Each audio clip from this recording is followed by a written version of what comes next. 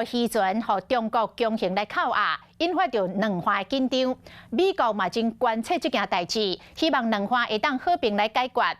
国安局的局长蔡明言讲，中国即届的行为确实是有较奇怪。因后续会继续来分析，看阿强是毋是有政治的考量，是毋是企图要透过即届扣船来弱化咱的主权。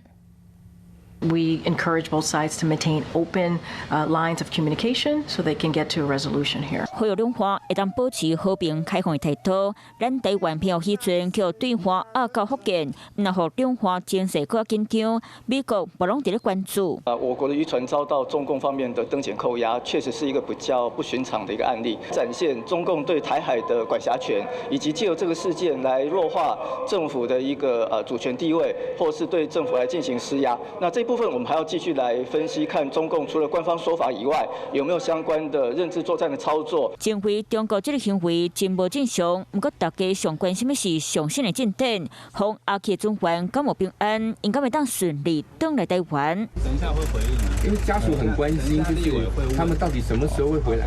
不好意思，因为我现在跟你们讲完了，立委问了他们。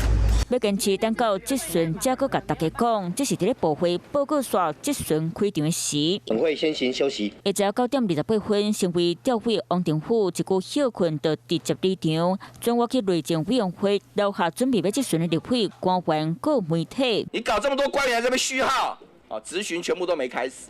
我们最厉害钟嘉宾开会及休息，散弹双侠。重中之重绝对是选罢法修正案的审查。那其他的委员会的会议，那目前是暂时休息，但是相关的议程，召集委员都还会再另期来安排。直到下晝11点半钟过去，会议继续动点。国安局、流议会、调查局官员在一排动力小对象，高级总统各党拢无明确说明。Hello， 我是郑雅芳。想要抢先掌握最及时的新闻资讯吗？赶快订阅、按赞、开启小铃铛，锁定华视新闻 YouTube 频道。